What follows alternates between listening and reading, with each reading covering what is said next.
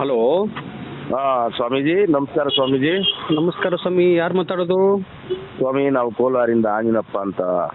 ಕೋಲಾರದಿಂದ ಆಂಜನಪ್ಪ ಅಂತ. ಹೇಳಿ ಸ್ವಾಮಿ, ನಮಸ್ಕಾರ. ಸ್ವಾಮಿ, ನೀವು ನಿಮ್ಮ ವಿಡಿಯೋಗಳು ನೋಡ್ತಾ ಇದ್ದೆ, ಸುಮಾರು ವರ್ಷದಿಂದ 1.5 ವರ್ಷದಿಂದ ನಿಮ್ಮ ವಿಡಿಯೋಗಳು ನೋಡ್ತಾ ಇದ್ದೆ. ನಿಮ್ಮ ನಂಬರ್ ಸಿಗ್ಲಿಲ್ಲ ನನಗೆ. ಕತ್ತಿಗೆ ಬಂದ್ಬಿಟ್ಟಿತ್ತು, ನನ್ನ ಆತ್ಮನೇ ಇನ್ನು ಇರಲ್ಲ, ನನ್ನ ಪ್ರಾಣನೇ ಇರಲ್ಲ, ಹೋಗ್ಬಿಡ್ತೀನಿ ಅನ್ನೋ ಲೆಕ್ಕದಲ್ಲಿದ್ದೆ. ಏನ್ ಮಾಡೋದು ಸ್ವಾಮಿ, ನನ್ನ ಜೀವನೇ ಇರಲ್ಲ ಅನ್ಕೊಂಡಿದ್ದೆ. ಆ ಒಂದು ಸಂದರ್ಭದಲ್ಲಿ ನಿಮ್ಮ ನಂಬರ್ ಹುಡುಕಿದೆ, ನಿಮ್ಗೆ ಫೋನ್ ಮಾಡ್ಬೇಕು ಅಂದ್ರೆ ನಿಮ್ಮ ನಂಬರೇ ಸಿಗ್ಲಿಲ್ಲ. ಈಗ ಆಮೇಲೆ ನೀವು ಹಸು ಅದೇ ಗೋಮಾತನೇ ಹಿಡ್ಕೊಂಡು ಪಾದಯಾತ್ರೆ ಮಾಡಿದಾಗೆಲ್ಲ ನೋಡ್ತಾನೆ ಇದ್ದೆ.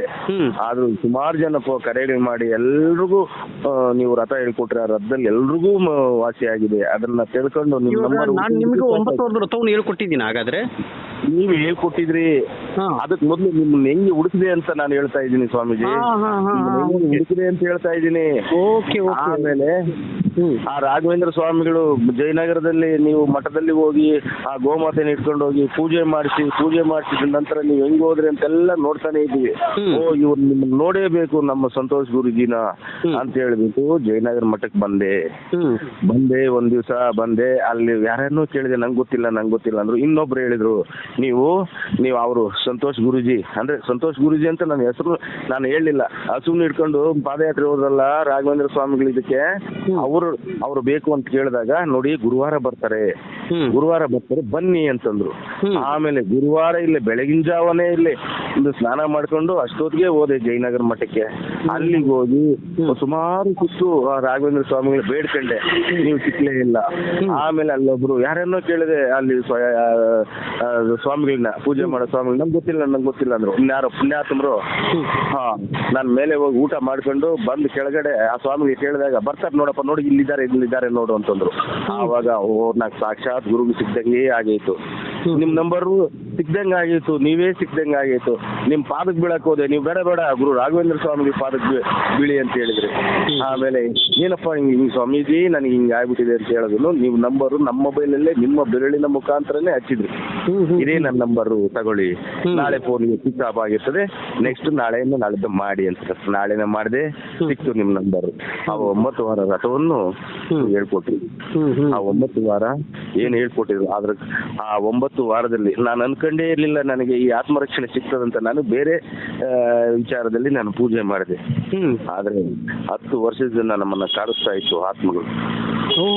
ನಿಮ್ಮ ಮೈಯಲ್ಲಿ 10 ವರ್ಷದಿಂದ ಆತ್ಮಗಳು ಇದ್ದು ಅಂತ ಹೇಳ್ತಾ ಇದ್ದೀರಾ ನೀವು, ಕಾಣಿಸ್ಕೊಳ್ತಾ ಇದ್ವು ಅಂತ? ಹೌದೌದು. 10 ವರ್ಷದಿಂದ ಕಾಡ್ತಾ ಇದ್ವು. ನಮ್ಮ ಅತ್ತೆ ತೀರೋಗ್ಬಿಟ್ರು, ಅದೇ ಆತ್ಮ ನಮ್ಮ ಅತ್ತೆನ ಹೇಳ್ಕೊಂಡು ಹೋಗ್ಬಿಟ್ರು. ಆಮೇಲೆ ಏನ್ ಮಾಡೋದು ಅಂತ ಹೇಳ್ಬಿಟ್ಟು ನೀವು 9 ವಾರ ರಥನ ತಿಳಿಸ್ಕೊಡಿದ್ರಲ್ಲ, ನಾನು ಸ್ಟಾರ್ಟ್ ಮಾಡಿದೆ.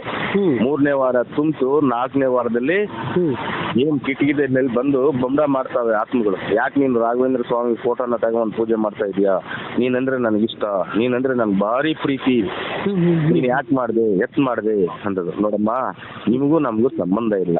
ನಮ್ಮ ಹಿರಿಯರು ನಮ್ಮ ತಂದೆ ತಾಯಿ ಎಲ್ಲಿ ಹೇಳಿದ್ರು ಅಲ್ಲೇ ಮದುವೆ ಆದೆ. ನೀನ್ ಆಗ್ತೀನಿ ಅಂತೀನಿ ಅಂತ ಹೇಳಿದ್ನ, ನಿನ್ನೇನಾದ್ರೂ ಇದುವರೆಗೂ ಮಾತಾಡ್ತಿದ್ದೀನ? ಇಲ್ಲಲ್ಲ. ಯಾಕೆ ನಮ್ಮನ್ನ ಕಾಡಿಸ್ತೀಯಾ? ನೋಡಮ್ಮ, ನರಕ ಅನ್ಭವಿಸ್ಬೇಕಾಗ್ತದೆ ನೀನು. ನೀವು ನಮ್ಮ ಮೇಲೆ ನೀವು ಕಾಡಿಸಿದಾಗ ನಾವು ದೇವ್ರ ಮರೆ ಹೋಗ್ತೀರಿ, ದೇವ್ರು ನಿಮ್ಗೆ ಶಾಪ ಕೊಡ್ತಾರೆ. ನಾವು ಕೊಡೋದಲ್ಲ, ದೇವ್ರೇ ಕೊಡ್ತಾರೆ ಶಾಪ. ಯಾಕಮ್ಮ ಅಂದಾಗ ಆಮೇಲೆ ಬಿಟ್ಟು ಹೋಗ್ಬಿಟ್ಟು, ಆಮೇಲೆ ನನಗೆ ಸ್ವಲ್ಪ ಉಸಿರಾಡೋದು ಎಲ್ಲಕ್ಕೂ ಅನುಕೂಲ ಆಯ್ತು. ಧೈರ್ಯ ಬಂತು ಮನುಷ್ಯನಿಗೆ. ಅಂದ್ರೆ ಇದರಲ್ಲಿ ಒಂದು ವಿಚಾರದಲ್ಲಿ ಸ್ವಾಮಿ, ನಿಮ್ಮ ಅತ್ತೆ ಮಗಳೇ ಕೂಡನೇ ನಿಮ್ಮ ಒಟ್ಟಿಗೆ ಬಂದು ರಾಯರ ಪೂಜೆ ಯಾಕೆ ಮಾಡ್ತಾ ಇದ್ದೀರಂತೆ? ಅಂದ್ರೆ 10 ವರ್ಷದಿಂದ ಇದ್ದಾರೆ ಅವರು ನಿಮ್ಮಲ್ಲಿ.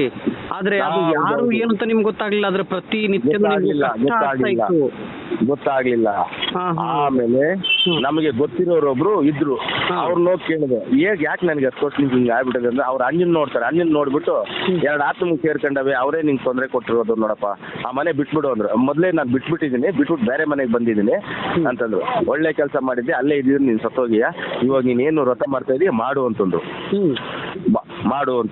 ಇವತ್ತು ರಾಘವೇಂದ್ರ ಸ್ವಾಮಿಗಳು ನಮ್ಗೆ ಜೀವದಾನ ಕೊಟ್ಟಿದ್ದಾರೆ. ನಮ್ಮ ಹೆಂಗಸರು ಮಾಂಗಲ್ಯ ಭಾಗ್ಯ ಕೊಟ್ಟಿದ್ದಾರೆ. ಒಂದು ಮಾಂಗಲ್ಯ ಮುತ್ತೈತನ ಕೊಟ್ಟಿದ್ದಾರೆ ರಾಘವೇಂದ್ರ ಸ್ವಾಮಿ. ನಮ್ಮ ಹೆಂಗಸರಿಗೆ ಒಂದು ಮುತ್ತೈತನ ಕೊಟ್ಟಿದ್ದಾರೆ. ನಾವು ಉಳಿದಿದ್ದೀವಿ.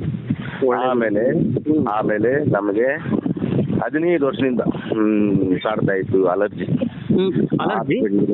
ಅಲರ್ಜಿ ಅಲರ್ಜಿ ಮೈಯೆಲ್ಲ ಅಲರ್ಜಿ. ನಾವೇ ಡೈಲಿ ಮಾತ್ರೆ ತಿನ್ಬೇಕಾಗಿತ್ತು. ಅಂದ್ರೆ ಡೈಲಿ ಟ್ಯಾಬ್ಲೆಟ್ ತಗೋಬೇಕಾಗಿತ್ತು, ಮಾತ್ರೆಯನ್ನು ತಗೋಬೇಕಾಗಿತ್ತು, ಅಂದ್ರೆ ಮೈಯ ಅಲರ್ಜಿ ಅಂತ ಹೇಳ್ತಾ ಇದ್ದೀರಾ ಇವಾಗ? ಹೌದು. ಓಕೆ. ಅದು ನಾನು ಅನ್ಕೊಂಡೇ ಇಲ್ಲ, ದೇವ್ರನ್ನ ಕೇಳೇ ಇಲ್ಲ, ಗುರುಗಳನ್ನ ನಾವು ಕೇಳೇ ಇಲ್ಲ ಹಿಂಗಾಗಿದೆ ಅಂತ. ಈಗ ನನಗೆ ಮಾತ್ರೆನೇ ತಿನ್ನಂಗಿಲ್ಲ, ಅಲರ್ಜಿ ಎಲ್ಲ ಸಂಪೂರ್ಣವಾಗಿ ಮೇಲೆ ಆಯ್ತು. ಮೃತ್ತಿಕಾ ಪ್ರಸಾದ ತಗೊಂಡ್ಬಂದು, ಅಂದ್ರೆ ಇವಾಗ ನಾನು ನಿಮ್ಗೆ ರಥವನ್ನು ಹೇಳ್ಕೊಟ್ಟೆ, ಅದು ಮೃತ್ತಿಕಾ ಪ್ರಸಾದ ಈ ತರ ಸ್ವೀಕರಿಸ್ಕೊಳ್ಳಿ ಅಂತ ಹೇಳಿದ್ದೆ. ಆ ಸ್ವೀಕರಿಸಿದ ಸಂದರ್ಭದಲ್ಲಿ ಇವತ್ತು 15 ವರ್ಷದಿಂದ ನಿಮ್ಮ ಮೈಯಲ್ಲಿರ್ತಕ್ಕಂಥ ಒಂದು ಚರ್ಮ ರೋಗ ಅದು ಗುಣಮುಖವಾಗಬೇಕು ಅಂತ ನೀವು ಕೇಳ್ಕೊಂಡಿರ್ಲಿಲ್ಲ. ಅದು ಕೇಳ್ಕೊಂಡಿಲ್ಲ ಗುರು ರಾಘವೇಂದ್ರ ಸ್ವಾಮಿ ಅವರು. ಯಾಕಂದ್ರೆ ಮಗ, ನೀನು ನನ್ನ ಭಕ್ತ, ನಿನಗೆ ಅನುಗ್ರಹ ಆಗಬೇಕು, ನೀನು ಚೆನ್ನಾಗಿದ್ರೆ ತಾನೇ ನನ್ನನ್ನ ಪೂಜೆ ಮಾಡ್ತಿ ಅಂತೇಳಿ ಫಸ್ಟ್ ನಿನ್ನನ್ನು ರೆಡಿ ಮಾಡಿದ್ದಾರೆ ರಾಯರು.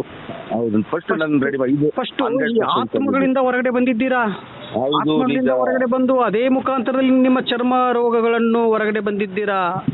ಇದೆಲ್ಲದಕ್ಕೂ ಮುಕ್ತಿಯನ್ನು ಮಾಡಿದ್ದಾರೆ. ಮುಕ್ತಿ ಮಾಡಿ, ಮಗನೇ ಚಿಂತೆ ಮಾಡಬೇಡ, ನಿನ್ನ ಕರದಲ್ಲಿ ನಾನು ಸದಾ ನಿನ್ನ ಜೊತೆ ಇರುತ್ತೇನೆ ಅಂತ ಹೇಳಿಕೊಂಡು ಗುರು ರಾಘವೇಂದ್ರ ಸ್ವಾಮಿಯವರು ಇವತ್ತು ನಿಮ್ಗೆ ಮತ್ತೆ ಪುನರ್ಜನ್ಮ ಅಂತವನ್ನು ಕೊಟ್ಟಿದ್ದಾರೆ ನಿಮ್ಗೆ. ಹೌದು, ನಿಜ. ಅದಕ್ಕೆ ಇವತ್ತು ನೀನು ಮಾಡು, ಇವತ್ತು ನಿನಗೆ ಏನು ಸಂಕಲ್ಪನೆ ಮಾಡ್ಕೊಂಡು ನನ್ನ ಸನ್ನಿಧಾನಕ್ಕೆ ಬಂದಿದ್ದೀಯ, ನಿನಗೆ ಅನುಗ್ರಹ ಮಾಡೇ ಮಾಡ್ತೀನಿ. ಯಾಕಂದ್ರೆ ರಾಯರನ್ನ ನಂಬಿ ಕೆಟ್ಟವರು ಯಾರು ಇಲ್ಲ. ರಾಯರನ್ನ ನಂಬಿ ಲಕ್ಷಾಂತರ ಜನರ ಬದುಕನ್ನೇ ಬದಲಾಯಿಸಿದಂತ ಮಹಾನ್ ಗುರುಗಳು ಗುರು ರಾಘವೇಂದ್ರ ಸ್ವಾಮಿಯವರು. ಕಷ್ಟ ಅಂತ ಯಾರಿಗೆ ಕಷ್ಟ ಅಂತ ನಾವು ಹೋಗ್ತೀವಿ ನೋಡಿ, ಹೌದು, ಮನುಷ್ಯರ ಪಾದ ಹಿಡಿಯುವುದು ಬೇಡ. ನಾವು ಮನುಷ್ಯರ ಪಾದವನ್ನು ಏನು ಒಂದು ಮಾತನ್ನು ಕೊಟ್ಟು ಮನುಷ್ಯರಲ್ಲಿ ಒಂದು ಮಾತನ್ನು ತಪ್ಪಿ ಬಿಡ್ಬೋದು, ಆದ್ರೆ ಗುರು ರಾಘವೇಂದ್ರ ಸ್ವಾಮಿಯವರಿಗೆ ಮಾತು ಕೊಟ್ಟು ತಪ್ಪೋದಕ್ಕಾಗುವುದಿಲ್ಲ. ಸ್ವಾಮಿ, ನಾನು ಬರುತ್ತೇನೆ, ನಿಮ್ಮ ಸನ್ನಿಧಾನಕ್ಕೆ ಬರುತ್ತೇನೆ, ನನಗೆ ಅನುಗ್ರಹ ಮಾಡು ಅಂತ ಹೇಳಿ, ನನಗೆ ಕಷ್ಟದಲ್ಲಿ ರಾಯರಿದ್ದಾರೆ ಅಂತ ನಮ್ಮ ಧ್ವನಿ ಮುಖಾಂತರದಲ್ಲಿ ಸಲ್ಲಿಸಿದ್ರೆ ಸಾಕು. ಗುರು ರಾಘವೇಂದ್ರ ಸ್ವಾಮಿಯವರು ನಮ್ಮ ಬ್ಯಾಕ್ ಬೋನ್ ಆಗಿ ತಂದೆ ರೂಪದಲ್ಲಿ ನಿಂತುಕೊಂಡಿರ್ತಾರೆ. ಹೌದು ಸ್ವಾಮೀಜಿ, ಇವತ್ತು ನನ್ನ ಆರೋಗ್ಯ ಕಾಪಾಡಿದರೆ, ಫಸ್ಟ್ ನನ್ನ ಜೀವದಾನ ಮಾಡಿದ್ದಾರೆ, ನಮಗೆ ಜೀವದಾನ ಮಾಡಿದ್ದಾರೆ. ಇದಂತೂ ಸತ್ಯ, ಎಲ್ಲಿ ಬೇಕಾದ್ರೂ ಹೇಳ್ತೀವಿ ನಾವು, ಸುಳ್ಳಲ್ಲ. ಸುಮಾರು ನಾವು ಯಾರನ್ನ ವೈದಿಕರ ಹತ್ರ ಹೋದ್ರೆ 1000 ಗಟ್ಟಲೆ ಕೇಳ್ತಾರೆ, ಆ ದುಡ್ಡು ಕೊಡಿ, ಇದು ಆ ಪೂಜೆ ಮಾಡ್ಬೇಕು, ಈ ಪೂಜೆ ಮಾಡ್ಬೇಕು, 50,000 ಆಗ್ತದೆ, 20,000 ಆಗ್ತದೆ. ಬಡವರು ಬಗ್ಗರು ಅಂದ್ರೆ ಎಲ್ಲಿ ತಗೊಂಬಂದ್ ಕೊಟ್ಟಾರು, ಶ್ರೀಮಂತ್ ನಾವು ಅದೆಷ್ಟು ಲಕ್ಷಗಳು ಇಟ್ಟಿದ್ದೀನೋ ಇದಕ್ಕೆಲ್ಲ ಸ್ವಾಮೀಜಿ. ಇದು ಸತ್ಯವಾದ ಮಾತು. ನನ್ಗೆ ಇರಾಕ್ ಮನೆ ಇಲ್ಲ, ಮನೆ ಕಟ್ಕೊಳಕ್ ಆಗ್ತಾ ಇಲ್ಲ, ನಾನು ಭಾರಿ ಕಷ್ಟದಲ್ಲಿದ್ದೀನಿ. ಆದ್ರೂ ನಮ್ಮ ಜೀವ, ನಮ್ಮ ಫ್ಯಾಮಿಲಿ ಜೀವಗಳು ಉಳ್ಕೊಂಡ್ರೆ ಸಾಕು ಅಂತ ಎಷ್ಟೋ ಕಷ್ಟಪಟ್ಟಿದ್ದೀನಿ. ಆದ್ರೆ ಇವತ್ತು ರಾಘವೇಂದ್ರ ಸ್ವಾಮಿಗಳ ರೂಪದಲ್ಲಿ ನೀವು ನಮಗೆ ಆ ವಾಗ್ದಾನ ಕೊಟ್ಟಿದ್ರಿ. ನೀವು ಸಿಕ್ಕಿರೋದಂದ್ರೆ ಪುಣ್ಯ ಸ್ವಾಮೀಜಿ. ಈ ಕಲಿಯುಗದಲ್ಲಿ ನಿಮ್ಮನ್ನೇ ಬಿಟ್ಟಿದ್ದಾರೆ. ನಿಮ್ಮನ್ನೇ ಇತಿಹಾಸದಲ್ಲಿ ಒಂದು ಇದಿದೆ ಸ್ವಾಮಿ, ಅದನ್ನ ದುಷ್ಟರನ್ನು ಶಿಕ್ಷಿಸಿ ಭಕ್ತರನ್ನು ರಕ್ಷಣೆ ಮಾಡಕ್ ಒಬ್ಬ ಮನುಷ್ಯ ಬರ್ತಾನೆ ಅಂತ ಬೈಬಲ್ ಅಂತ ಒಂದು ವಿಚಾರ ಬರ್ದಿದ್ರು, ಹಿಂದೂದಲ್ಲಿ ಬರ್ದಿದ್ದಾರೆ. ಆ ಗ್ರಂಥದಲ್ಲಿ ನೀವೇ ಇರ್ಬೇಕನ್ಸ್ತಾ ಇದೆ ಗುರುಜಿ, ನಮ್ಗೆ ನೀವೇ ಅನಿಸ್ತಾ ಇದೆ. ಆದ್ರೆ ಸ್ವಾಮೀಜಿ, ನೀವು ಪ್ರತಿಯೊಂದು ವಿಡಿಯೋದಲ್ಲೂ ಹೇಳ್ತೀರಿ ನಾನೊಬ್ಬ ಮನುಷ್ಯನೇ, ದೇವರು ಅಲ್ಲ, ಗುರುಗಳು ಅಲ್ಲ ಅಂತ. ಹೌದು, ನಿಜ. ಆದರೆ ಆ ಒಂದು ಶಕ್ತಿ ಏನಿದೆ ಅಂತ, ನಿಮ್ಮಲ್ಲಿ ಏನು ಶಕ್ತಿ ಇದೆ ಅಂತ ನಮಗ್ ಗೊತ್ತಾಗ್ತಾ ಇದೆ. ನಿಮ್ಮಲ್ಲಿ ಏನು ಆ ಗುರುಗಳು ಏನು ಶಕ್ತಿ ತುಂಬಿದ್ದಾರೆ ಅನ್ನೋದು ನಮಗ್ ಗೊತ್ತಾಗ್ತಾ ಇದೆ ಸ್ವಾಮೀಜಿ.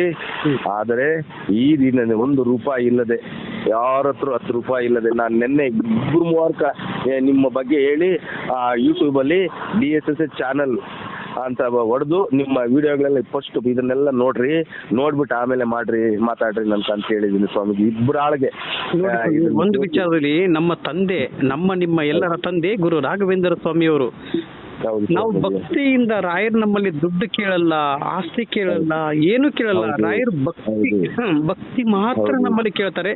ಭಕ್ತಿಯಿಂದ ನಾವು ರಾಯರ ಸನ್ನಿಧಾನಕ್ಕೆ ಹೋದ್ರೆ ಪ್ರೀತಿಯಿಂದ, ಬಾ ಮಗನೇ, ನಿನಗೆ ಏನ್ ಬೇಕು ಮಗನೇ, ನೀನು ಕೇಳಿದ್ದೆಲ್ಲ ನಾನು ಕೊಡ್ತೀನಿ, ಆದ್ರೆ ನನಗೆ ನಿನ್ನ ಕಡೆಯಿಂದ ಏನು ಬೇಕು, ಭಕ್ತಿ ಮಾತ್ರ ಬೇಕು ಅಂತ ಕೇಳಿದ್ದಾರೆ ಗುರು ರಾಘವೇಂದ್ರ ಸ್ವಾಮಿಯವರು. ಹೌದು ಸ್ವಾಮೀಜಿ, ಹೌದು. ನಿನ್ನೆ ಒಬ್ರಿಗೆ ಹೇಳಿದೆ, ನೋಡ್ರಿ ಇಂಥವರು, ಇವರು ಸುಮ್ಮನೆ 100 ರೂಪಾಯಿ ಅನ್ಬಿಟ್ರೆ ಎಷ್ಟೋ ಕೋಟಿಗಳಾಗ್ಬಿಟ್ರೋದು ಈ ಸ್ವಾಮೀಜಿಗಳು, ಗುರುಜಿಗಳು. ನೋಡ್ರಿ, ಇಂಥ ಪುಣ್ಯಾತ್ಮನಿಂದ ನನ್ನ ಜೀವ ಉಳಿತು ಅಂತ 2-3 ಹೇಳಿದೆ ನಿನ್ನೆ ಶನಿವಾರ. ನನಗೆ ಯಾವ ದುಡ್ಡು ಬೇಡ ಸ್ವಾಮಿ, ನನಗೆ ಯಾವ ದುಡ್ಡು ಬೇಡ, ನನಗೆ ದುಡ್ಡಿನ ಅವಶ್ಯಕತೆನೇ ಬೇಡ. ನಿಮ್ಗೆ ಏನು ಒಳ್ಳೇದಾಗಿದೆ ಅಂತ ನನಗೆ ಕರೆ ಮುಖಾಂತರಲ್ಲಿ ತಿಳಿಸ್ತಿರಲ್ಲ, ಇದೇ ನನಗೆ ಸಾಕು, ಇದೇ ನನಗೆ ಆನಂದ, ಇದೇ ನನಗೆ ಕೋಟಿ ದುಡ್ಡು ಕೊಟ್ಟಷ್ಟು ನನಗೆ ಖುಷಿ ಆಗುತ್ತೆ ಸ್ವಾಮಿ. ದುಡ್ಡಿಂದ ಯಾಕೆ ಸ್ವಾಮಿ? ಇವತ್ತು ದುಡ್ಡು ಇರುತ್ತೆ, ಆದ್ರೆ ಮನುಷ್ಯತ್ವ, ಇವತ್ತು ಮನುಷ್ಯನ ಒಂದು ಎಕ್ಸಾಂಪಲ್ 1 ಸೆಕೆಂಡ್ ಅಲ್ಲಿ ಹಾಳು ಮಾಡ್ಕೋಬಹುದು, ಆದ್ರೆ ದುಡ್ಡಿಂದ ಹೋದ್ರೆ ಆದ್ರೆ ಮನುಷ್ಯತ್ವ ನಾವು ಹೌದು, ಸಾಯುವವರೆಗೂ ಅವ್ನು ನನಗೆ ಒಳ್ಳೇದು ಮಾಡಿದ ಅಂತ ಒಂದು ಭಾವನೆ ನೀವು ಒಂದು ಒಳ್ಳೆಯ ಗುಣದಿಂದ ಹೇಳ್ತಿರಲ್ಲ. ಇವತ್ತು ನೋಡಿ, 15 ವರ್ಷದಿಂದ ನನಗೆ ಚರ್ಮ ರೋಗ ಇತ್ತು, ಅದೆಲ್ಲ ಗುಣಮುಖವಾಯಿತು. ಅದೇ ರೀತಿಯಾಗಿ ನನ್ನ ಆತ್ಮಗಳು ನನ್ನ ಹಿಂದ್ಗಡೆ ಇದ್ದು ನನ್ನ ಮೈಯಲ್ಲಿ 10 ವರ್ಷದಿಂದ ಇತ್ತು ಅಂತ ಹೇಳ್ತಾ ಇದ್ದೀರಾ. ಅದೆಲ್ಲ ಹುಷಾರಾಯ್ತು ಅಂತ ನನಗೆ ಕರೆ ಮುಖಾಂತರದಲ್ಲಿ ತಿಳಿಸ್ತಾ ಇದ್ದೀರಾ. ನೋಡಿ, ನನಗೆ ಸಿಕ್ಕಿದ್ದು ನೀವು ಯಾವತ್ತು 1-2 ತಿಂಗಳು 3 ತಿಂಗಳಾಗಿದೆ ನೀವು ನನಗೆ ಸಿಕ್ಕು. ಅದು ಸ್ವಾಮಿ ಜನವರಿ 2ನೇ ತಾರೀಕು ಸ್ವಾಮಿ ನಿಮ್ಮ ಇದಕ್ಕೆ ಬಂದಿತ್ತು ಸ್ವಾಮಿ, ಜನವರಿ ತಿಂಗಳಲ್ಲಿ. ನೋಡಿ, ಜನವರಿ ತಿಂಗಳಲ್ಲಿ ಅವತ್ತು ನನಗೆ ಸಿಕ್ಕಿರೋದು ಇವತ್ತು ನನಗೆಲ್ಲ ಅನುಗ್ರಹ ಆಗಿದೆ ಅಂತ ಹೇಳ್ತಾ ಇದ್ದೀರಾ. ಇವಾಗ ನಾನು ಕೇದಾರನಾಥಕ್ಕೆ ಪಾದಯಾತ್ರೆ ಮಾಡ್ತಾ ಇದ್ದೀನಿ. ಒಳ್ಳೇದಾಗ್ಲಿ, ಶುಭವಾಗ್ಲಿ. ಇನ್ನ ಹೆಚ್ಚಿನ ಶಕ್ತಿಯಲ್ಲಿ ಪರಮಾತ್ಮನು ಹರನು ನಿಮ್ಗೆ ಹೆಚ್ಚಿನ ಆಶೀರ್ವಾದ ಕೊಡ್ಲಿ. ಪಾರ್ವತಿ ದೇವಿ, ಸರಸ್ವತಿ ದೇವಿ, ಲಕ್ಷ್ಮಿ ಎಲ್ಲಾ ದೇವರುಗಳು ನಿಮ್ಗೆ ಆಶೀರ್ವಾದ ಕೊಟ್ಟು ನಮ್ಮಂತವರಿಗೆ ಒಂದು ಧ್ವನಿ ಮುಖಾಂತರ ತಿಳಿಸಿ ನಮಗೂ ಒಳ್ಳೇದಾಗೋ ಒಂದು ಶಕ್ತಿ ತುಂಬಲಿ ನಿಮಗೆ ಅಂತ ಹೇಳ್ಬಿಟ್ಟು ನಾವು ದೇವರಲ್ಲಿ ಪ್ರಾರ್ಥನೆ ಮಾಡ್ತಾ ಇದ್ವಿ ಸ್ವಾಮಿ. ಆದ್ರೆ ನನಗೆ ಇನ್ನೊಂದು ಏನು ತುಂಬಾ ಖುಷಿ ಆಯ್ತು ಅಂದ್ರೆ, ಮತ್ತೆ ನನಗೆ ಕರೆ ಮಾಡಿ ಅನುಗ್ರಹ ಆಗಿದೆ ಅಂತ ಹೇಳಿದಿರಲ್ಲ, ಮತ್ತೆ ಇವಾಗ ಇನ್ನೂ ಹೆಚ್ಚಿನ ರೀತಿಯಾಗಿ ನೀವು ನನಗೆ ಅನುಗ್ರಹ ಆಗಿದೆ, ಗುರು ರಾಘವೇಂದ್ರ ಸ್ವಾಮಿ ಅವರನ್ನ ಪೂಜೆ ಮಾಡುವಂತ ಸಂದರ್ಭದಲ್ಲಿ ಮತ್ತೆ ನನಗೆ ಅನುಗ್ರಹ ಮಾಡಿದ್ರ ಅಂತ ಹೇಳ್ತಿರಲ್ಲ, ಆ ಖುಷಿಗೆ ನಾನು ತುಂಬಾ ಖುಷಿ ಪಡ್ತೀನಿ. ಮತ್ತೆ ನಾನು ನಿಮ್ಗೆ ನೋಡಿ ಸ್ವಾಮೀಜಿ, ನಾನು ಅನ್ಕೊಂಡಿದ್ದು ಅದು ಇನ್ನೂ ಆಗಿಲ್ಲ. ಫಸ್ಟ್ ನನ್ನ ಸಾಯೋ ಜೀವನ ಉಳಿಸಿದ್ರು ಸ್ವಾಮೀಜಿ. ಆದ್ರೆ ಇನ್ನೂ ಆಗ್ತದೆ, ಏನು ಆಗಿಲ್ಲ ಅಂತಲ್ಲ, ಆಗ್ತದೆ ಅಂತ ನಂಬಿಕೆ ಈಗಲೂ ಇದೆ. ಇನ್ನು ನಾಳೆನೂ ಆಗ್ತದೆ. ಇವಾಗ 2 ಅನುಗ್ರಹ ಆಗಿದೆ, ಇನ್ನು ಒಂದೇ ಒಂದು ಅನುಗ್ರಹ ಆಗ್ಬೇಕು. ಅನ್ಕೊಂಡಿದ್ದ ಅನುಗ್ರಹ ಹಾಗೆ ಆಗುತ್ತೆ. ಈಗ ನನಗೆ 2 ಅನುಗ್ರಹ ಮಾಡಿದ್ದಾರೆ, ಇನ್ನೊಂದು ಅನುಗ್ರಹ ಮತ್ತೆ ನನಗೆ ಕರೆ ಮಾಡಿ ಅನುಗ್ರಹ ಆಯ್ತು ಅಂತ ನೀವು ನಿಮ್ಮ ಧ್ವನಿ ಮುಖಾಂತರ ನನಗೆ ತಲುಪಿಸ್ತೀರಾ? ಹೌದು ಸ್ವಾಮಿ. ಇವಾಗ ನಮ್ಮ ಮನಸ್ಸಲ್ಲಿ ಏನಾಗಿದೆ, ನಾನು ಇದನ್ನ ತಿಳ್ಕೊಂಡೇ ಇಲ್ಲ, ಇದೇನು ಆತ್ಮನೋ ಅಥವಾ ಏನು ಅನ್ನೋದು ಗೊತ್ತಾಗ್ತಾನೆ ಇರ್ಲಿಲ್ಲ. ಈ ಅಲರ್ಜಿನೂ ನನ್ಗೆ ಇದ್ರೆ ಹೋಗ್ಲಿ, ಆ ದುಡ್ಡು ಬಂದ್ರೆ ಸಾಕು ಅನ್ಕೊಂಡಿದ್ದೆ. ಆದ್ರೆ ಫಸ್ಟ್ ಕಂದ, ನೀನು ಫಸ್ಟ್ ನೀನು ಉಳ್ಕೋ, ನಿನ್ನ ಹೆಂಡತಿ ಮಕ್ಕಳಿಗೆ ನಿನ್ ತಂದೆ ಆಗಿರು ಅಂತ ನನ್ಗೆ ವರದಾನ ಕೊಟ್ಟವ್ರಲ್ಲ, ಅದು ಎಷ್ಟೋ ನಮಗೆ ವರ ಕೊಟ್ಟಂಗೆ ಸ್ವಾಮೀಜಿ. ಪುನರ್ಜನ್ಮ ಕೊಟ್ಟಿದ್ದಾರೆ ರಾಯರು. ಹೌದು ಸ್ವಾಮಿ, ಜನ್ಮ ಕೊಟ್ಟಿದ್ದಾರೆ. ಖಂಡಿತ ಒಳ್ಳೇದಾಗ್ಲಿ. ನೋಡಿ, ಮತ್ತೆ ಕೋಲಾರದಿಂದ ಮತ್ತೆ ನನಗೆ, ನಾನು ಕೋಲಾರದಿಂದ ಮಾತಾಡ್ತಾ ಇದ್ದೀನಿ. ನಿಮ್ಮ ನಂಬರ್ ನನಗೆ ಸೇವ್ ಇರುವುದಿಲ್ಲ. ಮತ್ತೆ ನನಗೆ ಕರೆ ಮುಖಾಂತರದಲ್ಲಿ ನಾನು ಕೋಲಾರದಿಂದ ನಿಮ್ಮ ಒಟ್ಟಿಗೆ ನಾನು ಆಲ್ರೆಡಿ ಮಾತಾಡಿದ್ದೆ. ಇವತ್ತು ನಾನು ಮತ್ತೆ ಇನ್ನೂ ಒಂದ್ಸಲ ಮಾತಾಡ್ತಾ ಇದ್ದೀನಿ. ಯಾಕೆ ಅಂದ್ರೆ ಅನುಗ್ರಹ ಮತ್ತೆ ಇನ್ನೂ ಅನುಗ್ರಹ ಆಯ್ತು ಅಂತ ನನಗೆ ಕರೆ ಮುಖಾಂತರದಲ್ಲಿ ನೀವು ತಿಳಿಸ್ತೀರಾ. ಇದು ಮಾತ್ರ ಖಂಡಿತ ಕಟ್ಟಿಟ್ಟ ಬುತ್ತಿ ಸ್ವಾಮಿ. ಆದ್ರೆ ಒಂದು ವಿಚಾರದಲ್ಲಿ ನಿಮ್ಮೆಲ್ಲರಿಗೂ ಒಳ್ಳೇದಾಗ್ಲಿ ಅಂತೇಳಿ ನಾನು ಬೃಂದಾವನ ಮಂತ್ರಾಲಯದಲ್ಲಿ ಇರ್ತಕ್ಕಂಥ ಬೃಂದಾವನದಿಂದ ಕೇದಾರನಾಥದವರೆಗೂ ಹೋಗ್ತಾ ಇದ್ದೀನಿ. ಅದು ಬರಿಗಾಲಲ್ಲಿ ಹೋಗ್ತಾ ಇದ್ದೀನಿ. ಇದು ಏನು ದೊಡ್ಡ ಪವಾಡ ಅಲ್ಲ. ಎಷ್ಟೋ ಜನಗಳು ಹೋಗಿದ್ದಾರೆ, ಅದರಲ್ಲಿ ನಾನು ಒಬ್ಬ ಹೋಗೋನು ಸ್ವಾಮಿ. ಹೋಗೋದು ಎಷ್ಟೋ ಜನಗಳು ಹೋಗಿರ್ತಾರೆ. ಇದೇನು ದೊಡ್ಡ ಸಾಹಸ ಅಲ್ಲ, ಯಾವುದೋ ಒಂದು ಚಿಕ್ಕದು ನಮ್ದು ಒಂದು ಅಳಿದ ಸೇವೆ ಇದೆ ಅಂತ ಹೋಗ್ತಾ ಇದ್ದೀನಿ. ಇವತ್ತು ಇಡೀ ಜೀವನೇ ಆ ಗುರುಗಳಿಗೋಸ್ಕರ ಜೀವದಾನ ಮಾಡಿ ಬಂದಂತ ಭಕ್ತಾದಿಗಳಿಗೆ ಫೋನ್ ಮುಖಾಂತರ ನೀವು ಹೇಳ್ತಾ ಇದ್ದೀರಂದ್ರೆ, ಇವತ್ತು ಹೇಳ್ಬೇಕಂದ್ರೆ ಸ್ವಾಮಿ, ಇಡೀ ಜಗತ್ತನ್ನೇ ಕಾಪಾಡೋ ತಂದೆ ನಿಮಗೆ ಆಶೀರ್ವಾದ ಕೊಟ್ಟಿದ್ದಾರೆ. ಅದು ಸಿಕ್ಕಬೇಕಂದ್ರೆ 7-14 ಜನ್ಮದ ಪುಣ್ಯದ ಫಲನೋ ಯಾವ ಫಲನೋ ನಮ್ಗೆ ಗೊತ್ತಾಗ್ತಾ ಇಲ್ಲ. ನಿಮ್ಮ ತಂದೆ ತಾಯಿಗೆ ಮಾಡಿರೋ ಪೂರ್ವ ಪುಣ್ಯನೋ ಆ ಪರಮಾತ್ಮ ನಿಮ್ ಭಕ್ತಿಗೆ ಮೆಚ್ಚಿ ನಿಮ್ಗೆ ಹೊಂದಿರೋದೇನೋ ನಮ್ಗೆ ಗೊತ್ತಾಗ್ತಾನೆ ಇಲ್ಲ. ಇದೊಂದು ಪವಾಡ ನೀವು ಹೇಳ್ತಾ ಇರೋದು. ಪ್ರತಿಯೊಬ್ರು ಎಷ್ಟೆಷ್ಟೋ ಇದ್ದಾರೆ, ಎಲ್ಲ ನೆವರ್, ಅವೆಲ್ಲ ನಾವು ಲೈಕ್ ಮಾಡ್ತಾ ಇಲ್ಲ. ನಿಮ್ಮದನ್ನ ಮಾತ್ರ ನಾವು ಲೈಕ್ ಮಾಡ್ತಾ ಇದ್ವಿ. ನಾನು ಒಬ್ಬ ಎಸ್ಸಿ. ಆಗಿನ ಕಾಲದಲ್ಲಿ ವಿಜಯನಗರ ಸಾಮ್ರಾಜ್ಯಕ್ಕಿಂತೇನೆ ಆ ಗುರು ರಾಘವೇಂದ್ರ ಸ್ವಾಮಿಗಳು ಜಾತಿ ಮತ ಭೇದ ಭಾದ ಏನು ಇಲ್ಲದೆ ಇವತ್ತು ಎಲ್ಲಾ ಜಾತಿಯ ಜನರಿಗೂ ಅನುಗ್ರಹ ಕೊಟ್ಟಿದ್ದಾರೆ. ಅದು ಅವ್ರ ಮುಖಾಂತರ ನಿಮ್ಮ ಕೈಯಲ್ಲಿ, ಅವರ ಬೃಂದಾವನದಲ್ಲಿ ಕುಂತ್ಕೊಂಡು ಧ್ಯಾನ ಮಾಡ್ಕೊಂಡು ತಪಸ್ ಮಾಡ್ಕೊಂಡು ನಿಮ್ಮನ್ನ ಆ ಒಂದು ಶರೀರವಾಣಿ ನಿಮ್ಮ ಬಾಯಲ್ಲಿ ಹೇಳ್ತಾ ಇದೆ ಅಂದ್ರೆ, ವಾಗ್ದಾನ ಮಾಡ್ತಾ ಇದ್ರೆ, ನೀವು ಎಷ್ಟು ಪುಣ್ಯವಂತರು ಸ್ವಾಮಿ.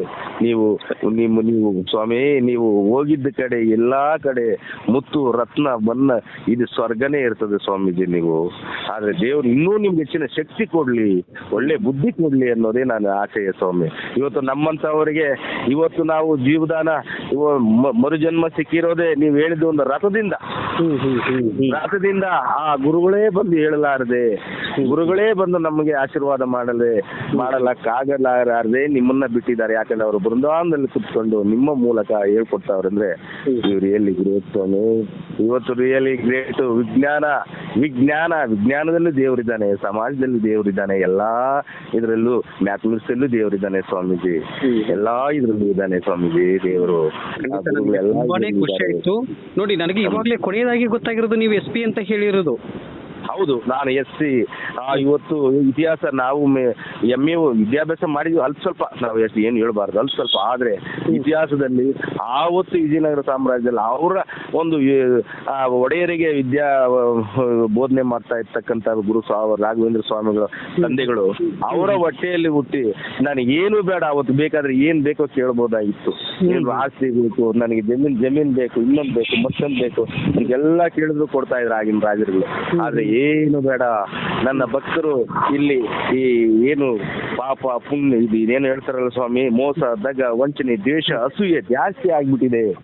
ಇದನ್ನ ನಾವು ಇದ್ ಮಾಡ್ಬೇಕು, ಇದನ್ನ ಎಲ್ರಿಗೂ ಒಳ್ಳೇದ್ ಮಾಡಿ ಅವ್ರಿಗೆಲ್ರಿಗೂ ಒಳ್ಳೆ ಬುದ್ಧಿ ಕೊಡಬೇಕು ಅಂತ ಅವತ್ತೇ ಭಗವಂತನು ಅಲ್ಲಿ ಕುತ್ಕೊಂಡ್ರಲ್ಲ ಬೃಂದಾವನದಲ್ಲಿ, ಅವ್ರ ಮುಖಾಂತರ ನಿಮ್ ಬಾಯಲ್ಲಿ ಹೇಳ್ತಾ ಇದ್ರಿ ಅಂದ್ರೆ ನೀವ್ ಎರಡನೇ ರಾಘವೇಂದ್ರ ಸ್ವಾಮಿಗಳು ಅಂತ ನಾವ್ ಹೇಳ್ತಾ ಇದ್ರಿ. ನೀವ್ ಹೇಳೋದ್ ಬೇಡ, ದೊಡ್ಡ ಮಾತು ಇದೆಲ್ಲ ರಾಯರ ಕೃಪೆ.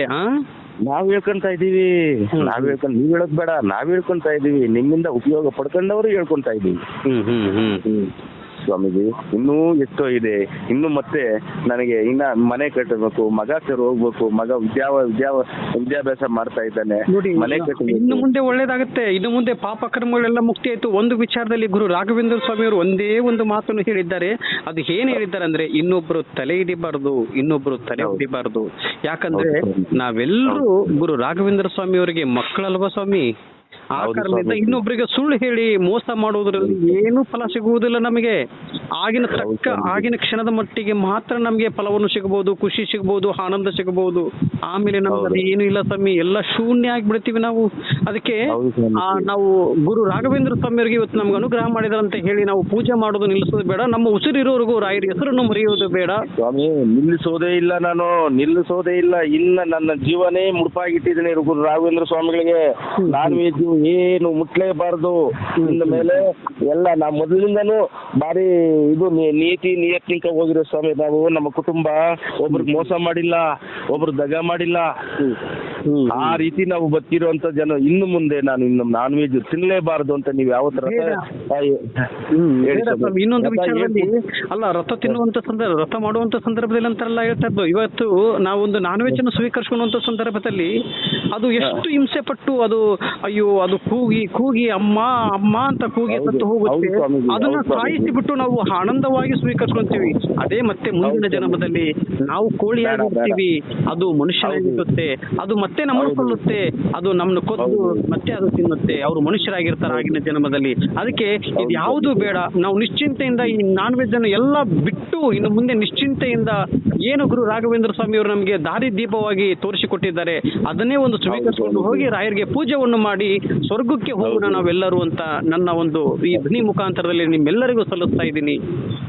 ಒಳ್ಳೇದಾಗ್ಲಿ ಸ್ವಾಮಿ, ಇವತ್ತು ಒಳ್ಳೇದಾಗ್ಲಿ. ಇವತ್ತು ನಮ್ಗೆ ನಿಮ್ಮಿಂದ ಒಂದೇ ಒಂದು ರಥದಲ್ಲಿ ಏನು ನೀವೇ ಪೂಜೆ ಮಾಡ್ಕೊಳ್ಳಿ, ನೀವೇ ಈ ತರ ಮಾಡಿ ಅಂತ ಹೇಳ್ಕೊಡ್ತೀರಲ್ಲ, ಅದೇ ಬೇರೆ ಒಂದು ಹಾಸ್ಪಿಟ್ಲಿಗೆ ಹೋದ್ರೆ ಫಸ್ಟ್ ಬ್ಲಡ್ ಚೆಕಪ್, ಆಮೇಲೆ ಯೂರಿನ್ ಚೆಕಪ್, ಸ್ಕ್ಯಾನಿಂಗು, ಅದು ಸಿಟಿ ಸ್ಕ್ಯಾನಿಂಗ್, ಇನ್ನೊಂದು ಸ್ಕ್ಯಾನಿಂಗ್ ಎಲ್ಲಾ ಮಾಡಿ ಇಂಜೆಕ್ಷನ್ ಮಾತ್ರ ದುಡ್ಡು ಮಾಡ್ತಾರೆ. ಸಂತೋಷ ಮಾಡ್ಲಿ, ಆದ್ರೆ ಅದರಿಂದ ವಾಸಿ ಇಲ್ಲಲ್ಲ. ಅದೇ ನೀವು ಕೊಟ್ಟಂತ ರಥದಲ್ಲಿ ರಥ ಮಾಡಿದ್ಮೇಲೆ ಎಷ್ಟೋ ಜನಕ ಹಾರ್ಟ್ ಅಟ್ಯಾಕ್ ನಿಂತು ಹೋಗಿದ್ದಾವೆ, ಬದುಕೋದೇ ಇಲ್ಲ. ಕ್ಯಾನ್ಸರ್ ಪೇಷಂಟ್ ಬದುಕಿದ್ದಾರೆ, ಹಾರ್ಟ್ ಅಟ್ಯಾಕ್ ಹೋಗೋರು ಬದುಕಿದ್ದಾರೆ. ಅದೇ ರೀತಿಯಾಗಿ ಸಂತಾನ ಭಾಗ್ಯ ಅವ್ರಿಗೆ 18 ವರ್ಷ 21 ವರ್ಷ ಅಂತ ಮಕ್ಕಳಾಗ್ಲಾದವ್ರಿಗೆ ಮಕ್ಕಳಾಗಿದೆ, ಮದುವೆ ಆಗ್ಲಾರ್ದವ್ರಿಗೆ 1 ವಾರ 2 ವಾರದಲ್ಲಿ ಮದುವೆ ಆಗಿದೆ, ಇನ್ನು ಮನೆ ಇಲ್ಲದವ್ರಿಗೆ ಮನೆ ಆಗಿದೆ. ಎಷ್ಟು ಅದ್ಭುತವಾಗಿ ಗುರು ರಾಘವೇಂದ್ರ ಸ್ವಾಮಿ ಅವರು ಅನುಗ್ರಹ ಮಾಡಿದ್ದಾರೆ ಅಂದ್ರೆ 2 ಸಾಲದು ನಮ್ಮ ಧ್ವನಿ ಹೇಳುವುದಕ್ಕೆ. ಎಷ್ಟು ಅದ್ಭುತವಾಗಿ, ಎಷ್ಟು ಹೇಳಿದ್ರು ರಾಯರಿಗೆ ಕಮ್ಮಿನೇ. ಯಾಕಂದ್ರೆ ಎಲ್ಲರೂ ನನ್ನ ಮಕ್ಕಳು ಚೆನ್ನಾಗಿರ್ಲಿ ಅಂತ ಹೇಳಿ ಬಯಸುದೇ ಗುರು ರಾಘವೇಂದ್ರ ಸ್ವಾಮಿ ಅವರು. ಆಮೇಲೆ ಸ್ವಾಮೀಜಿ ನಿಮ್ಗೆ ಕರೆ ಮಾಡಿದ್ನಲ್ಲ ಆ ಜನವರಿ ಟೈಮಲ್ಲಿ, ಆವಾಗ ನಿಮ್ಗೆ ಏನು ಮಾತಾಡ್ಬೇಕು ಅನ್ನೋದೇ ನನಗೆ ಅರ್ಥ ಆಗ್ತಾ ಇಲ್ಲ. ಈ ಕೆಟ್ಟು ಗಾಳಿಗಳೆಲ್ಲ ತುಂಬ್ಕೊಂಡಿದ್ವಲ್ಲ ಸ್ವಾಮಿ, ಆತ್ಮದಲ್ಲಿ ತುಂಬ್ಕೊಂಡ್ಬಿಟ್ಟಿದ್ವಲ್ಲ. ಆಯ್ತು ಸರಿ ಸ್ವಾಮಿ ಅನ್ಕೊಂಡ್ ಬಂದ್ಬಿಟ್ಟೆ. ಇವತ್ತು ಅದನ್ನ ನೆನ್ಸ್ಕೊಂಡ್ರೆ ನನಗೆ ಭಯ ಆಗ್ತಾ ಇದೆ.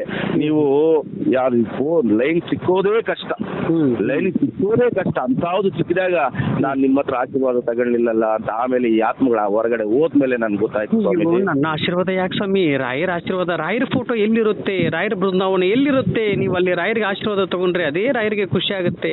ನಾವು ಹೇಳ್ತಾ ಇದೀನಿ, ಎಲ್ಲಾದ್ರಲ್ಲೂ ಹೇಳ್ತಾ ಇದೀನಿ, ನಮ್ಮ ಆಶೀರ್ವಾದ ಬೇಡ ನಿಮ್ಗೆ, ರಾಯರ ಆಶೀರ್ವಾದ ಒಂದು ಪಡ್ಕೊಳ್ಳಿ ಅಷ್ಟೇ ಸಾಕು, ರಾಯರು ತುಂಬಾ ಖುಷಿ ಆಗುತ್ತೆ. ಸ್ವಾಮಿ ಒಂದು ಮಾತಲ್ಲಿ ಹೇಳ್ತಾರೆ, ಈ ತೆಲುಗಲ್ಲಿ ಹೇಳ್ತಾರೆ ಸ್ವಾಮೀಜಿ, ಬ್ರಹ್ಮಡು ರಾತಿನ ರಾತ ಗುರು ತಿದ್ದಗಲಡು, ಅಂದ್ರೆ ಬ್ರಹ್ಮನ ಬರೆದಂತ ಹಣೆ ಬರವನ್ನು ಗುರುವು ಹೆಂಗೆ ಬೇಕಾಗಿ ಅದನ್ನು ತಿದ್ದಬಹುದು ಅಂತ ಹೇಳ್ತಾರೆ ಸ್ವಾಮಿ. ಹಂಗೆ ಗುರುಗಳು ಅಲ್ಲಿ ಕುಂತಿದ್ದಾರೆ, ಅವರ ಒಂದು ಶರೀರವಾಣಿ ನಿಮ್ಮ ಬಾಯಲ್ಲಿ ನುಡಿತಾ ಇದ್ದಂದ್ರೆ ಏನ್ ತಮಾಷಾ ಸ್ವಾಮಿ. 500 ಅಂದ್ರೆ ಕೋಟಿಗಳಾಗಿರೋದಲ್ಲ ಸ್ವಾಮಿ ನಿಮ್ಗೆ. 500 ಸ್ವಾಮಿ ಒಂದು ವಿಚಾರದಲ್ಲಿ ನನಗೆ ಆಯ್ತು, ನೀವು 500 ರೂಪಾಯಿ ಕೊಟ್ಟರೆ ನಿಮ್ಗೆ ಎಷ್ಟು ಅಲ್ಲ, ನೀವು ಒಂದೇ ಒಂದು ವಿಚಾರದಲ್ಲಿ ಹೇಳ್ತಾ ಇದೀನಿ ನೋಡಿ. ಒಬ್ರು ನೀವು ನನಗೆ ಹೇಳ್ತಾ ಇದ್ದೀರಾ 500 ರೂಪಾಯಿ ಕೊಟ್ಟರೆ ಎಷ್ಟು ಜನದ್ದು ನೀವು ದುಡ್ಡು ಕಲೆಕ್ಟ್ ಮಾಡ್ಕೊಂಡು ಕೋಟಿ ಗಂಟೆ ಆಗುತ್ತೆ ಅಂತ ನೀವು ಇವತ್ತು ನನಗೆ ಧ್ವನಿ ಮುಖಾಂತರ ಸಲ್ಲಿಸ್ತಾ ಇದ್ದೀರಾ. ಓಕೆ, ನಾನು ಅದಕ್ಕೆ ಒಪ್ಕೊಂತೀನಿ. ಇವತ್ತು ಎಷ್ಟೋ ಜನರು ದುಡ್ಡು ಮಾಡ್ತಾ ಇದ್ದಾರೆ, ಇಲ್ಲ ಅಂತ ಹೇಳ್ತಾ ಇಲ್ಲ. ಆದ್ರೆ ಒಂದು ಅರ್ಥ ಮಾಡ್ಕೊಳ್ಳಿ, ದುಡ್ಡು ಬೇಡ ನನಗೆ. ಯಾಕಂದ್ರೆ ಒಂದು ವಿಚಾರದಲ್ಲಿ ನನಗೆ ಮೊನ್ನೆ ಒಬ್ರು ಫೋನ್ ಮಾಡಿ ನನಗೆ, ಸ್ವಾಮಿ ನೀವು ಹೇಳ್ಕೊಟ್ಟಂತ ಒಂದು ರಥದಿಂದ ನನಗೆ ಇವತ್ತು ಅನುಗ್ರಹ ಆಗಿದೆ. ನನಗೆ ಬಹಳ, ಅವ್ರ ಹೆಸರು ಹೇಳೋದು ಬೇಡ ಪಾಪ, ತುಂಬಾ ಮೃದು ಮನಸ್ಸು ಅವರು. ಆದ್ರೆ ಅವ್ರು ಏನ್ ಹೇಳಿದ್ರು, ಸ್ವಾಮಿ ನನಗೆ ಎಷ್ಟು ವರ್ಷದಿಂದ ನಾನು ಕಷ್ಟಪಟ್ಟಿದ್ದೀನಿ, ಎಷ್ಟು ವರ್ಷದಿಂದ ನಾನು ದುಡ್ಡನ್ನು ಕಳ್ಕೊಂಡಿದ್ದೀನಿ, ನನಗೆ ತೋರಿಸಿ ದುಡ್ಡು ಕಳ್ಕೊಂಡಿದ್ದೀನಿ, ಲಕ್ಷ ಗಂಟಲೆ ದುಡ್ಡು ಕಳ್ಕೊಂಡಿದ್ದೀನಿ. ಇವತ್ತು ನೀವು ಹೇಳ್ಕೊಟ್ಟಂತ ಒಂದು ರಥದಿಂದ ನನಗೆ ಅನುಗ್ರಹ ಆಗಿದೆ. ದಯವಿಟ್ಟು ನೀವು ತಪ್ಪು ತಿಳ್ಕೊಳಲ್ಲ ಅಂತ ಹೇಳಿದ್ರೆ ನಂದೊಂದು ಸಣ್ಣದಾದಂತ ಒಂದು ನಿಮಗೆ ಫಂಡ್ ಕೊಡಬೇಕು ಅಂತ ಅನ್ಕೊಂಡಿದ್ದೀನಿ ಅಂತ ಹೇಳಿದ್ರು. ಅಯ್ಯೋ ಸ್ವಾಮಿ, ನನಗೆ ಯಾಕೆ ಫಂಡ್ ಕೊಡ್ತೀರಾ? ನೀವು ಹೋಗಿ ಮಂತ್ರಾಲಯಕ್ಕೆ ಹೋಗಿ ಗುರು ರಾಘವೇಂದ್ರ ಸ್ವಾಮಿಯವರು ಹುಟ್ಟಿದ ದಿನ 6ನೇ ತಾರೀಕಿನ ದಿನದಲ್ಲಿ ಹೋಗಿ ನಿಮ್ಮ ಕೈಲಿ ಸಾಧ್ಯವಾದರೆ 1 ಲಕ್ಷ ಕೊಡ್ತೀರಾ, 2 ಲಕ್ಷ ಕೊಡ್ತೀರಾ? ಅದನ್ನು ಹೋಗಿ ಗುರು ರಾಘವೇಂದ್ರ ಸ್ವಾಮಿಯವರೇ ಅನ್ನದಾನಕ್ಕೆ ಅಂತ ಕೊಟ್ಟು ಬನ್ನಿ. ಎಷ್ಟೋ ಜನಗಳು ಊಟ ಮಾಡ್ತಾರೆ. ಯಾಕಂದ್ರೆ ಅಮೌಂಟ್ ಬೇರೆ, ಫಂಡ್ ಬೇರೆ. ನೀವು ಫಂಡ್ ಅಂತ ಹೇಳಿದ್ರೆ ಸಣ್ಣ ಅಮೌಂಟ್ ಆಗೋದಿಲ್ಲ, 50,000 ಆಗ್ಬೋದು, 1 ಲಕ್ಷ ಆಗ್ಬೋದು. ಅಷ್ಟು ಅಮೌಂಟ್ ಕೊಡ್ತಾ ಇದ್ದೀರಂದ್ರೆ ಆ ಅಮೌಂಟ್ ಅಲ್ಲಿ ಎಷ್ಟೊಂದು ಅಕ್ಕಿ ಮೂಟೆ ಬರುತ್ತೆ, ಎಷ್ಟೊಂದು ತುಪ್ಪ ಬರುತ್ತೆ, ಬೇಳೆ ಬರುತ್ತೆ. ಅದನ್ನ ಮಂತ್ರಾಲಯದಲ್ಲಿ ಹೋಗಿ ಎಷ್ಟೋ ಜನಗಳು ಊಟ ಮಾಡ್ತಾರೆ, ಅದನ್ನ ಕೊಟ್ಟು ಬನ್ನಿ ಅಂತ ಹೇಳಿದೆ ನಾನು. ಅಯ್ಯೋ, ಕಲಿಯುಗದಲ್ಲಿ ಇಂಥವ್ರು ಇದಾರ ಅಂತ ಕೇಳ್ತಾ ಇದ್ದಾರೆ. ಸ್ವಾಮೀಜಿ ದುಡ್ಡು ಕೊಡ್ತೀನಿ ಅಂತ ಹೇಳಿದ್ರೆ ನೀವು ಎಷ್ಟು ಜನಗಳು ಇಮಿಡಿಯೇಟ್ಲಿ ಅಕೌಂಟ್ ನಂಬರ್ ಕಳಿಸ್ತಾರೆ, ಇಮಿಡಿಯೇಟ್ಲಿ ಫೋನ್ ನಂಬರ್ ಕಳಿಸ್ತಾರೆ. ಅದನ್ನ ನೀವು ಅದು ಯಾವುದು ಸ್ವೀಕರಿಸೋದ ನೀವು ನನಗೆ ಇಷ್ಟು ಅದ್ಭುತವಾದಂತ ಒಂದು ನಿಮ್ಮ ಧ್ವನಿ ಮುಖಾಂತರ ಸಲ್ಲಿಸಿದ್ರಲ್ವಾ, ನನಗೆ ಬಹಳ ಆನಂದವಾಯಿತು ಅಂತ ಹೇಳಿದ್ರು. ಅದೇ ಮುಖಾಂತರ ಎಷ್ಟೋ ಜನಗಳು ನನಗೆ ಅವತ್ತು ಸ್ಟಾರ್ಟಿಂಗ್ ಅಲ್ಲಿ ಅಮೌಂಟ್ ಕಳಿಸಿದ್ರು, ಅದನ್ನೆಲ್ಲ ಹೋಗಿ ಮಠಕ್ಕೆ ತಲುಪಿಸಿದೆ. ಆದ್ರೆ ಬೇಡ, ದುಡ್ಡು ತಗೊಂಡು ನಾವ್ ಏನ್ ಮಾಡೋಣ? ಇವತ್ತು ಮನುಷ್ಯನ ಜೀವ ಒಂದು ಒಳ್ಳೇದ. ಯಾಕಂದ್ರೆ ನೀವು ಕಷ್ಟದಿಂದ, ಶ್ರಮದಿಂದ ದುಡ್ಡು ಸಂಪಾದನೆ ಮಾಡ್ಕೊಂಡಿರ್ತೀರಾ, ಅದನ್ನ ನಾವು ಕಿತ್ಕೊಂಡ್ರೆ ನಾವ್ ಏನ್ ಮಾಡೋದು ಸ್ವಾಮಿ? ನಾನು ನಿಮ್ಮಲ್ಲಿ ದುಡ್ಡು ಇಸ್ಕೊಂಡ್ರೆ ನನಗೆ ಇನ್ನೊಂದು ಜನ್ಮ ಎಕ್ಸ್ಟ್ರಾ ಆಗತ್ತಾ? ಇಲ್ಲ, ನನಗೆ ಎಷ್ಟು 86 ವರ್ಷ ಈ ಭೂಮಿ ಮೇಲೆ ಬದುಕಿರುತ್ತೀರಿ. ಆ 86 ವರ್ಷದಲ್ಲೇ ಸಂತೃಪ್ತವಾಗಿ, ಖುಷಿಯಾಗಿ ನಿಮ್ಮ ಒಟ್ಟಿಗೆ ಅಣ್ಣ, ತಮ್ಮ, ಅಕ್ಕ, ತಂಗಿ, ತಂದೆ, ತಾಯಿ ಎಲ್ಲರೊಟ್ಟಿಗೂ ಇರೋಣ ಅನ್ನೋದೇ ನನ್ನ ಭಾವನೆ. ಹೌದು ಸ್ವಾಮೀಜಿ, ಒಳ್ಳೇದಾಗಿತ್ತು, ತುಂಬಾ ಖುಷಿ ಆಯ್ತು ಸ್ವಾಮೀಜಿ. ಆಮೇಲೆ ಸ್ವಾಮೀಜಿ, ನಾವು ಅಲ್ಲೇ ಒಂದು ಪ್ರತಿಷ್ಠೆ ಮಾಡ್ಕೊಂಡ್ ಬಂದಿದ್ದೀವಿ.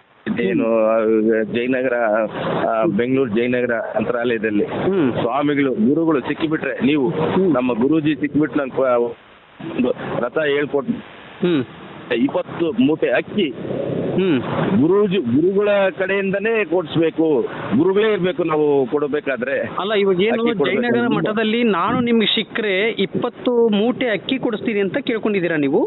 ಕೇಳ್ಕೊಂಡಿದೀವಿ. ನಾವು ಊಟ ಮಾಡೋವಾಗ ಮೇಲೆ ಹೋಗಿ ಊಟ ಮಾಡಿ ಸಿಗ್ಲೇ ಇಲ್ಲ, ಹುಡುಕಿ ಸಾಕಾಯ್ತು.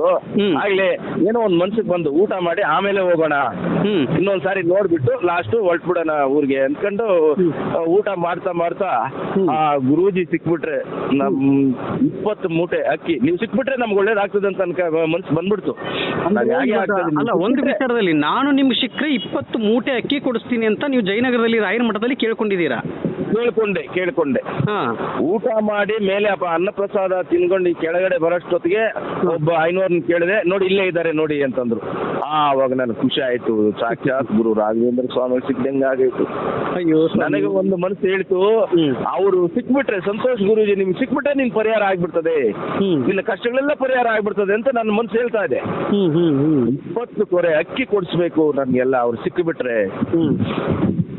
ನನ್ಗೆ ಗ್ಯಾರಂಟಿ ಎಲ್ಲ ಪ್ರಾಬ್ಲಮ್ಸ್ ಎಲ್ಲ ಕ್ಲಿಯರ್ ಆಗ್ಬಿಡ್ತದೆ ಅಂತ ನಮ್ಗೆ ಒಂದು 99% ಬಂದ್ಬಿಡ್ತು ಸ್ವಾಮಿ. ಖಂಡಿತ ಇಲ್ಲ, ನೀವು ಹೇಳ್ಕೊಂಡಿರೋದು ಸತ್ಯ. ಆದ್ರೆ ಆ ತರದಲ್ಲಿ ದೊಡ್ಡದಾಗಿ ಕೇಳ್ಕೊಂಡಿದ್ದೀರಾ. ಯಾಕಂದ್ರೆ ನಾನು ಸಾಧಾರಣವಾದ ಮನುಷ್ಯ ಈಜಿಯಾಗಿ ಸಿಕ್ಬಿಡ್ಬಹುದು. ಆದ್ರೆ ಒಂದು ವಿಚಾರದಲ್ಲಿ ನೀವು ದೇವರಲ್ಲಿ ಒಂದು ಮಾತನ್ನು ಕೇಳ್ಕೊಂಡಿದ್ದೀರಾ, ನಿಮ್ಗೆ ಒಳ್ಳೇದಾಗೆ ಆಗುತ್ತೆ. ಆದ್ರೆ ಜಯನಗರದಲ್ಲಿ ಏನು ಮಠವನ್ನು ನೀವು ಕೇಳ್ಕೊಂಡಿದ್ದೀರಾ, ಅಕ್ಕಿ ಮೂಟೆಯನ್ನು ಕೊಡಿಸ್ಬೇಕು ಅಂತ ಅನ್ಕೊಂಡಿದ್ದೀರಲ್ಲ, ನಿಮ್ಮ ಕೈಲಿ ಸಾಧ್ಯವಾದರೆ ಈ ಆರಾಧನಾ ಟೈಮಲ್ಲಿ ಆಗ್ಲಿ ಅಥವಾ ಯಾವತ್ತು ಅನುಕೂಲ ಆಗುತ್ತೆ ಆಗುತ್ತೆ ಅವತ್ತಿನ ದಿನದಲ್ಲಿ ಹೋಗಿ. ಯಾಕಂದ್ರೆ ನಿಮ್ಮ ಅಕ್ಕಿ ಮೂಟೆ ಕೊಡಿಸಿದ್ರೆ ಅದು ನಿಮ್ಮ ಹೆಸರು ಆಗಿರುತ್ತೆ. ಅದೇ ಮುಖಾಂತರದಲ್ಲಿ ನಿಮ್ಮ ಆಂಜನೇಯಪ್ಪ ಅವರು ಕೊಡಿಸಿದ್ರಂತೆ ಯಾರು ಹೇಳೋದಿಲ್ಲ.